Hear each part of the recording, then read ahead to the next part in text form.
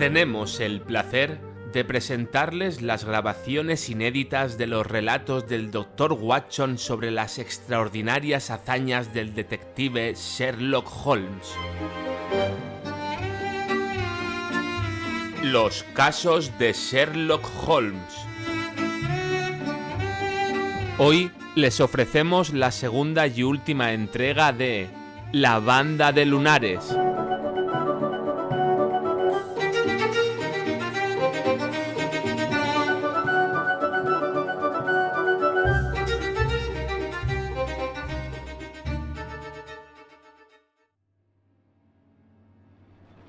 En Waterloo tuvimos la suerte de coger un tren a Leatherhead, donde alquilamos un dog cart en la posada de la estación y avanzamos 4 o 5 millas por los preciosos caminos de Surrey.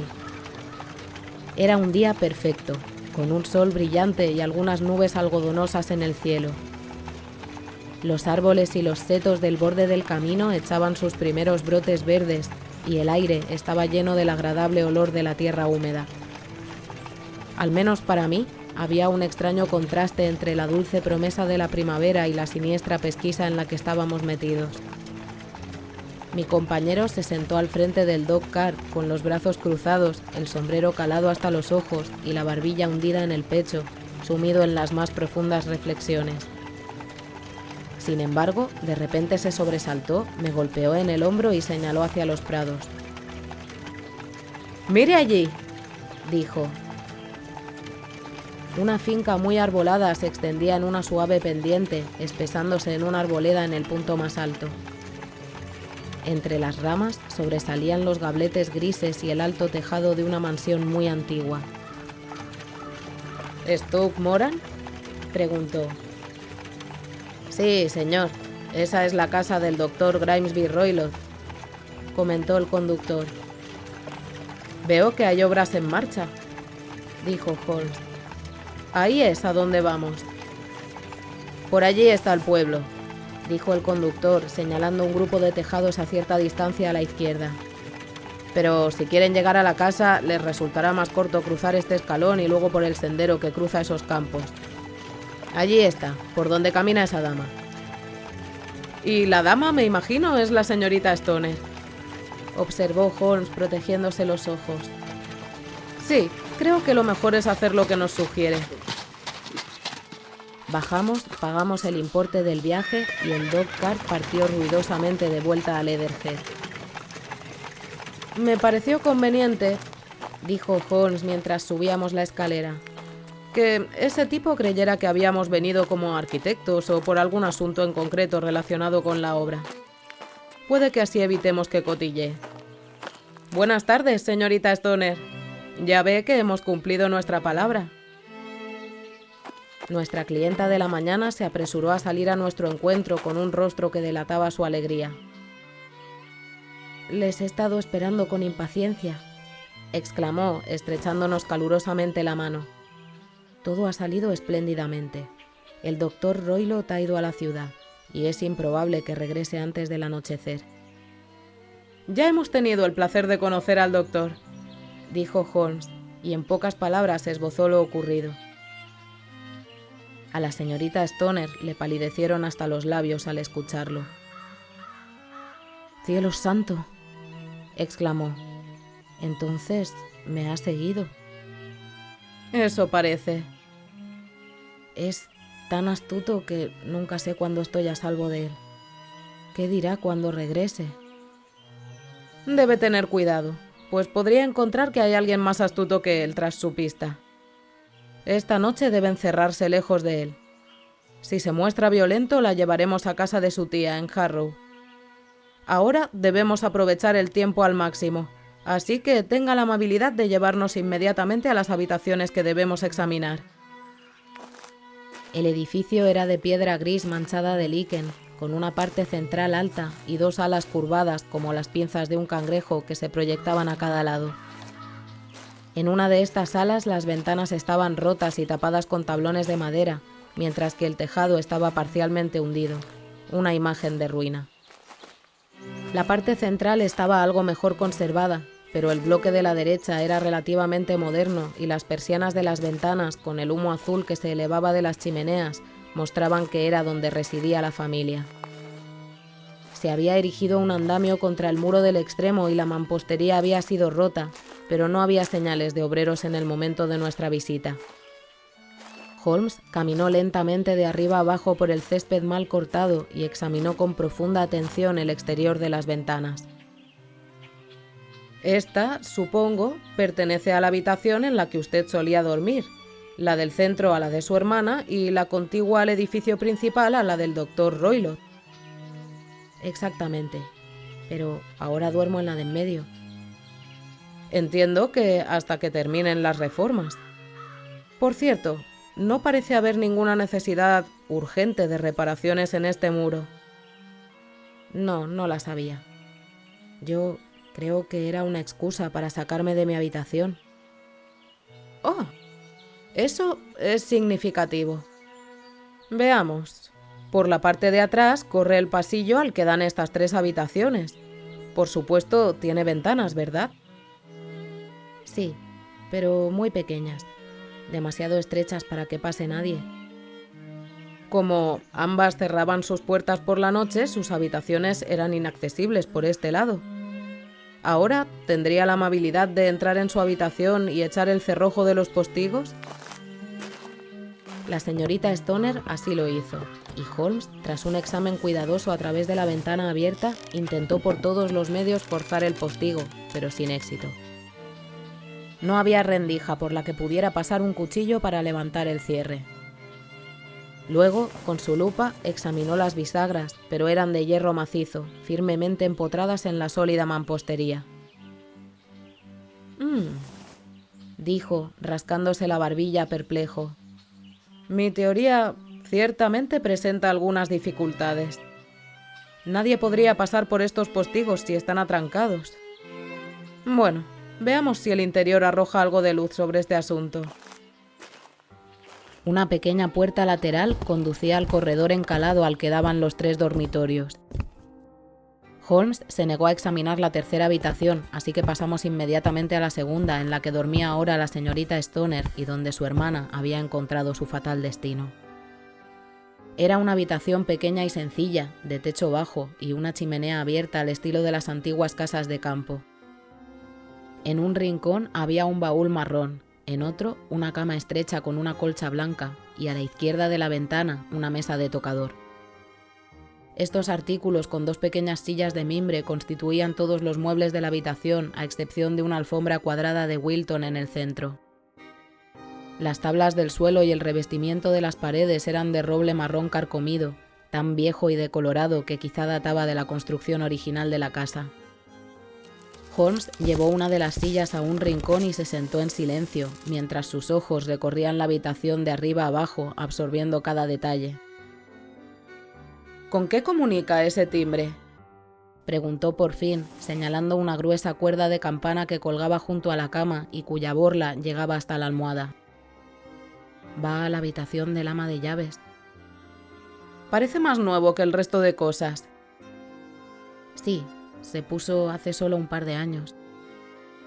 Supongo que su hermana lo pidió. No, nunca escuché que lo usara.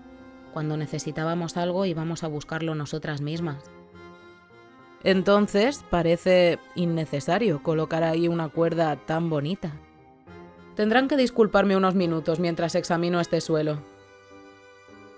Se tumbó boca abajo con la lupa en la mano y reptó rápidamente de un lado a otro, examinando minuciosamente las grietas entre las tablas. Luego hizo lo mismo con la carpintería que revestía la habitación. Finalmente se acercó a la cama y pasó un tiempo mirándola fijamente y recorriendo la pared con la mirada. Por último, cogió la cuerda de la campana y tiró de ella con energía. «Vaya, es falsa», dijo. ¿No suena? No, ni siquiera está conectada a un cable. Esto es muy interesante. Como puede ver, está sujeta a un gancho justo encima de la pequeña abertura de la ventilación. Qué absurdo, nunca me había fijado en eso. Es muy extraño. murmuró Holmes, tirando de nuevo de la cuerda. Hay un par de detalles muy singulares en esta habitación. Por ejemplo, qué incompetente tiene que ser un constructor para abrir una ventilación a otra habitación cuando con el mismo esfuerzo podría haber conectado con el aire exterior. Esa obra también es bastante moderna, dijo la dama. ¿Se hizo al mismo tiempo que la cuerda de la campana?, comentó Holmes. Sí, se hicieron varias pequeñas reformas por aquel entonces.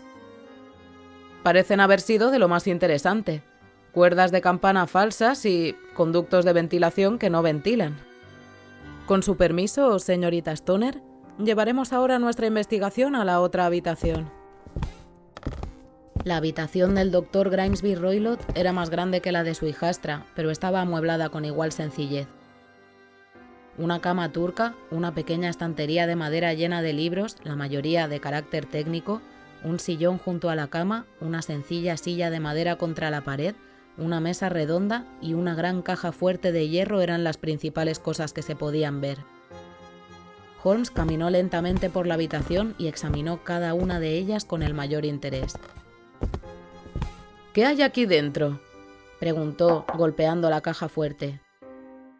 Papeles de negocios de mi padrastro. Oh, entonces ha visto lo que hay dentro. Solo una vez, hace algunos años. Recuerdo que estaba llena de papeles. ¿Y no hay un gato, por ejemplo? No. Qué idea más extraña. Bueno, mire esto. Cogió un pequeño platillo de leche que había encima. No tenemos gato. Pero hay un guepardo y un babuino. Oh, sí, por supuesto. Bueno, un guepardo es como un gato grande. Sin embargo, me atrevería a decir que un platillo de leche no serviría para satisfacer sus necesidades. Hay un punto que me gustaría aclarar. Se agachó frente a la silla de madera y examinó el asiento con la mayor atención. Gracias, ya está aclarado, dijo levantándose y guardándose la lupa en el bolsillo. Caramba, aquí hay algo interesante. El objeto que había llamado su atención era un pequeño látigo colgado en una esquina de la cama. Sin embargo, el látigo estaba enrollado sobre sí mismo y atado de manera que formaba un lazo corredizo. ¿Qué deduce de eso, Watson? Es un látigo bastante común, pero no sé por qué iba a estar atado. No es algo muy común, ¿verdad? Válgame Dios. Vivimos en un mundo malvado y cuando un hombre inteligente dedica su cerebro al crimen lo hace todavía peor. Creo que ya he visto suficiente, señorita Stoner, y con su permiso vamos a salir al jardín. Nunca había visto el rostro de mi amigo tan sombrío ni su ceño tan fruncido como cuando nos alejamos del lugar de esta investigación. Dimos varias vueltas por el césped sin que la señorita Stoner ni yo nos atreviéramos a interrumpir sus pensamientos antes de que saliera de su ensimismamiento. «Es esencial, señorita Stoner», dijo, «que siga mis consejos al pie de la letra». «Lo haré, sin duda». «El asunto es demasiado serio para vacilaciones. Su vida puede depender de que haga lo que le digo. Le aseguro que estoy en sus manos. En primer lugar, tanto mi amigo como yo debemos pasar la noche en su habitación».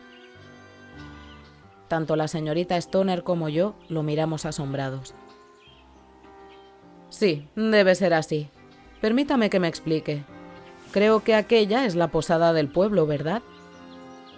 «Sí, la posada Crown». «Muy bien. ¿Se verían sus ventanas desde allí?» «Desde luego». «Cuando vuelva su padrastro debe encerrarse en su habitación con la excusa de un dolor de cabeza. Luego, cuando lo oiga retirarse por la noche, debe abrir los postigos de su ventana, poner allí su lámpara como señal para nosotros y retirarse tranquilamente con todo lo que pueda necesitar a la habitación que solía ocupar. No me cabe duda de que, a pesar de las reparaciones, podrá arreglárselas allí una noche». «Oh, sí, fácilmente». «El resto lo dejará en nuestras manos». «Pero, ¿qué van a hacer?»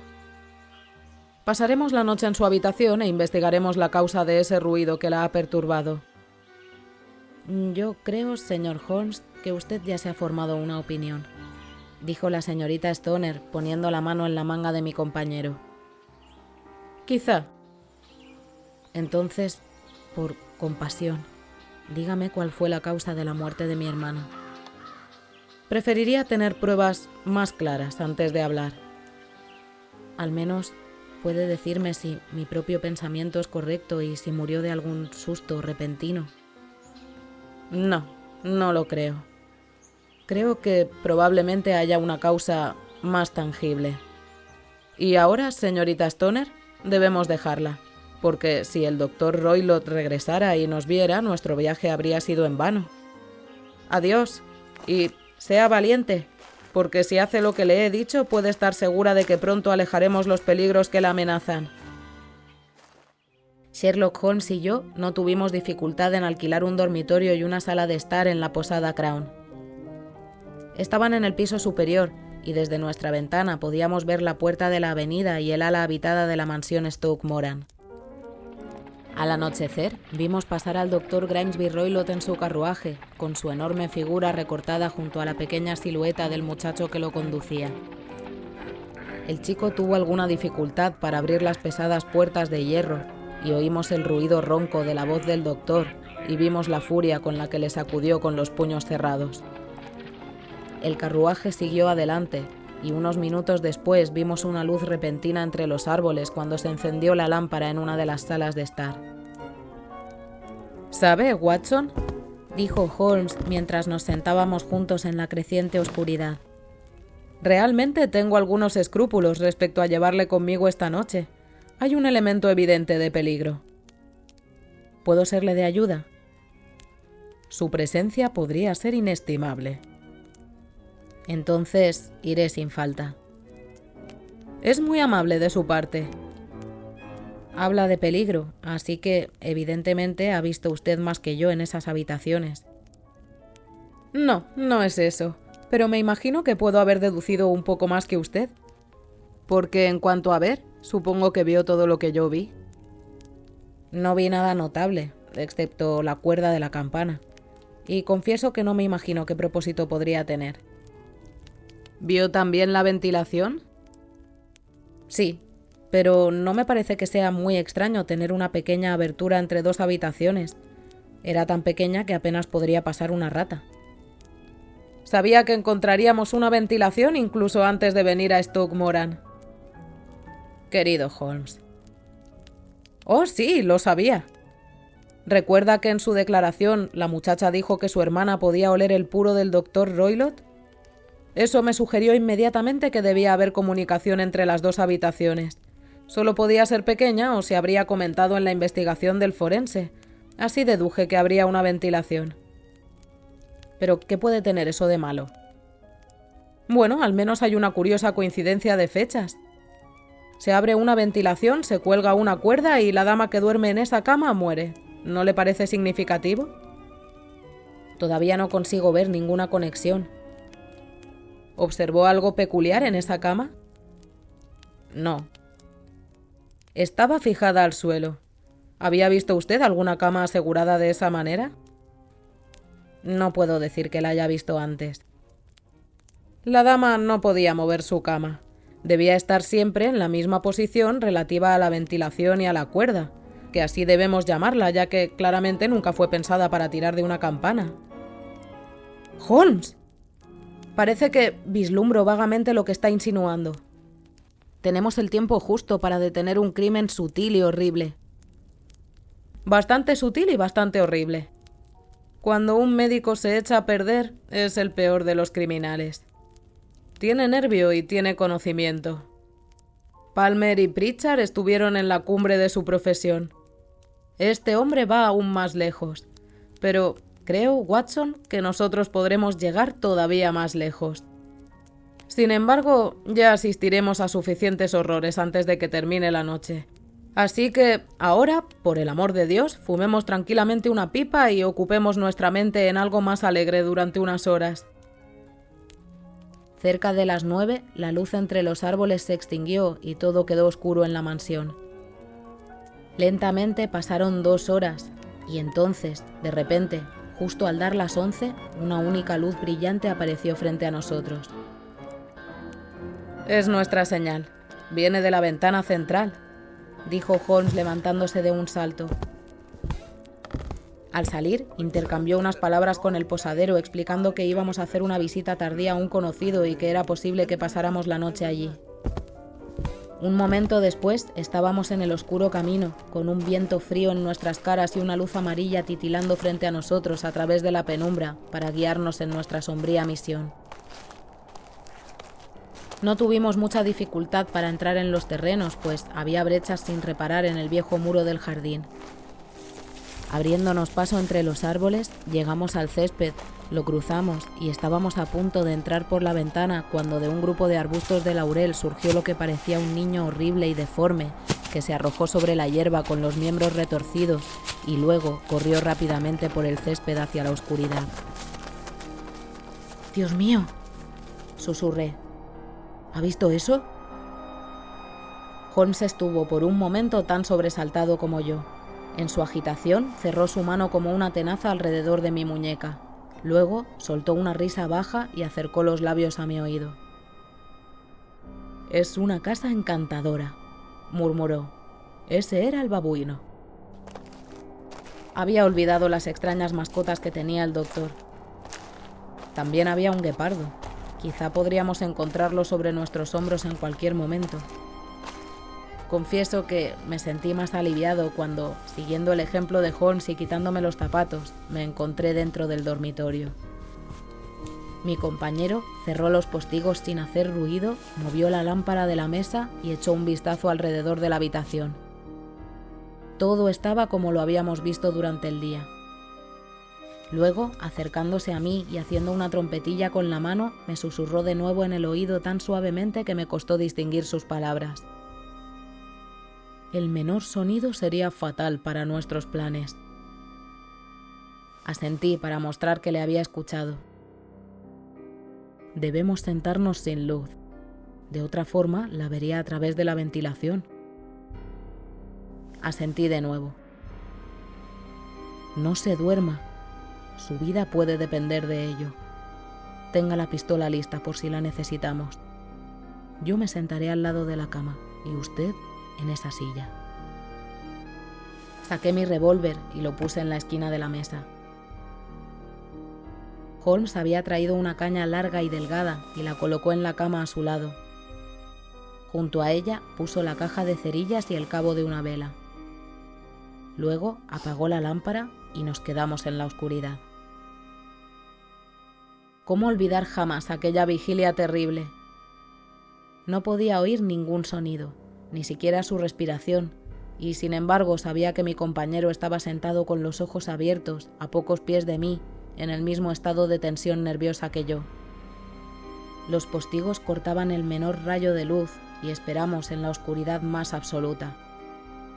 Desde fuera llegaba ocasionalmente el grito de alguna ave nocturna y, una vez, justo en nuestra ventana, un quejido prolongado y felino que nos dijo que el guepardo estaba efectivamente suelto. A lo lejos podíamos oír los tonos profundos del reloj de la parroquia que sonaba cada cuarto de hora. Qué largos parecían esos cuartos. Dieron las 12, la 1, las 2, las 3 y aún estábamos sentados esperando en silencio lo que pudiera ocurrir. De repente hubo un destello momentáneo de luz en dirección a la ventilación que desapareció inmediatamente, pero que fue seguido por un fuerte olor a aceite quemado y metal caliente. Alguien en la habitación contigua había encendido un farol oscuro. Oí un suave sonido de movimiento y luego todo quedó en silencio una vez más, aunque el olor se hizo más fuerte. Durante media hora me senté con los oídos aguzados. Entonces, de repente, se hizo audible otro sonido, muy suave y tranquilizador, como el de un pequeño chorro de vapor escapando continuamente de una tetera. En el instante en que lo oímos, Holmes saltó de la cama, encendió una cerilla y golpeó furiosamente con su caña la cuerda de la campana. ¿Lo ve, Watson?, gritó. ¿Lo ve? Pero yo no vi nada. En el momento en que Holmes encendió la luz, oí un silbido bajo y claro, pero el resplandor repentino que iluminó mis cansados ojos me hizo imposible distinguir contra qué se estaba ensañando tan salvajemente mi amigo. Sin embargo, pude ver que su rostro estaba mortalmente pálido y lleno de horror y aversión. Había dejado de dar golpes y miraba fijamente la ventilación, cuando, de pronto, el alarido más espantoso que he escuchado jamás quebró el silencio de la noche y fue haciéndose más y más fuerte. Era un alarido ronco, aterrador, en el que se juntaban dolor, miedo y furia. Más tarde oímos que en el pueblo, incluso en la rectoría más distante, ese grito arrancó a los durmientes de sus camas. A nosotros nos heló la sangre. Yo me quedé mirando a Holmes y él a mí, hasta que los últimos ecos se desvanecieron en el silencio del que habían surgido. ¿Qué puede querer decir esto?, jadeé. Quiere decir que todo ha terminado, respondió Holmes. Y quizá después de todo esto sea lo mejor. Coja su pistola y entraremos en la habitación del Dr. Roylott. Con rostro grave, encendió la lámpara y encabezó el camino por el pasillo. Golpeó 2 veces la puerta de la cámara sin obtener respuesta desde dentro. Luego giró el pomo y entró, conmigo en sus talones, con la pistola amartillada en la mano. La que se nos presentaba era una escena singular. Sobre la mesa había un farol oscuro con la pantalla medio abierta, proyectando un haz de luz brillante sobre la caja fuerte de hierro, cuya puerta estaba entreabierta. Junto a esa mesa, en la silla de madera, estaba sentado el Dr. Grimesby Roylott, vestido con una larga bata gris, con los tobillos desnudos asomando por debajo y los pies calzados en zapatillas turcas rojas sin tacón.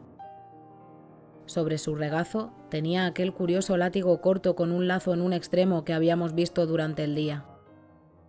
El doctor tenía la barbilla apuntando hacia arriba y los ojos fijos en el techo, con una mirada terriblemente rígida. Llevaba alrededor de la frente una curiosa banda amarilla con lunares pardos que parecía atada fuertemente a la cabeza. Al entrar nosotros, no hizo ningún movimiento, ni emitió ningún sonido. La banda de lunares, susurró Holmes. Di un paso adelante. En un instante su extraño tocado comenzó a moverse y de entre su cabello se alzó la cabeza cuadrada y diamantina y el cuello hinchado de una serpiente repulsiva. «¡Es una víbora del pantano!», gritó Holmes. «La serpiente más mortífera de toda la India. El doctor ha muerto 10 segundos después de ser mordido.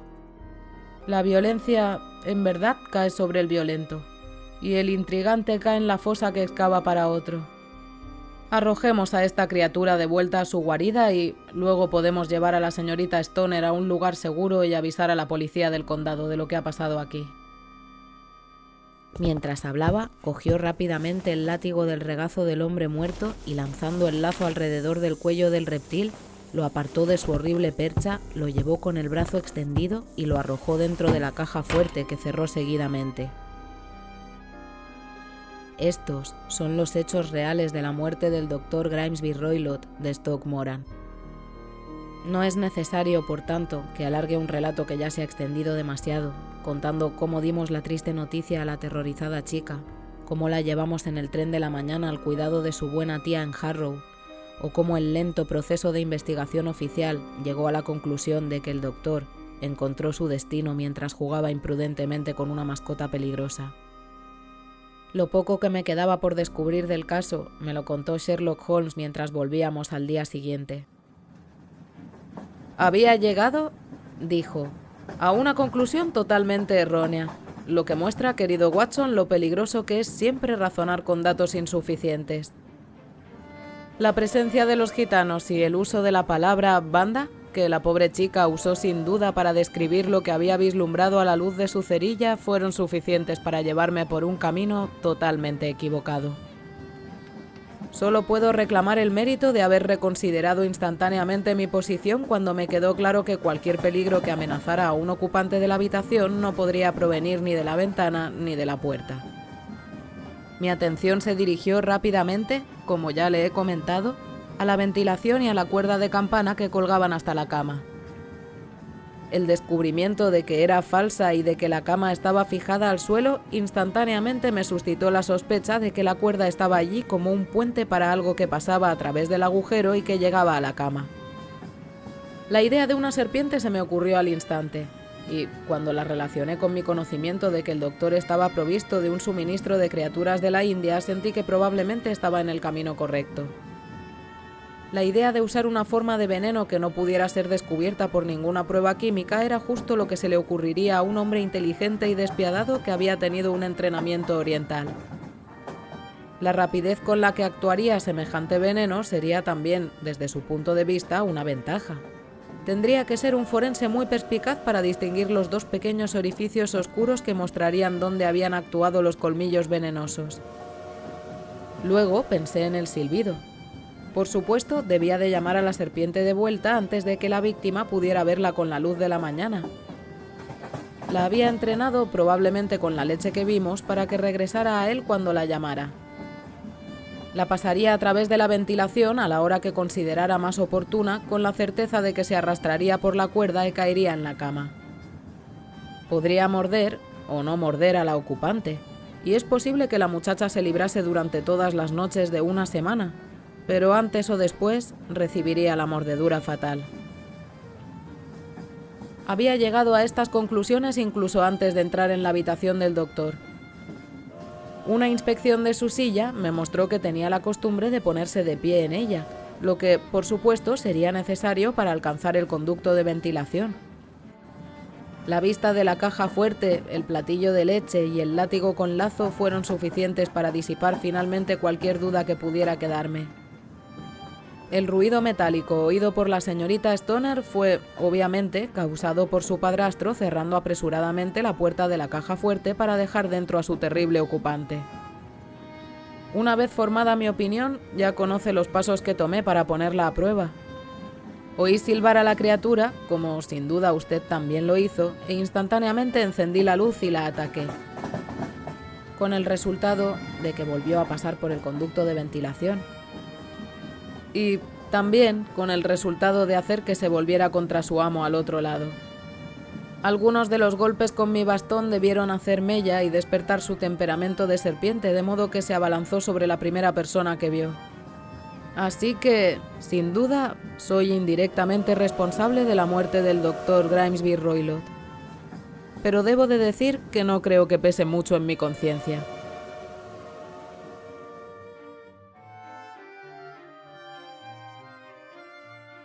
La banda de lunares, de Sir Arthur Conan Doyle.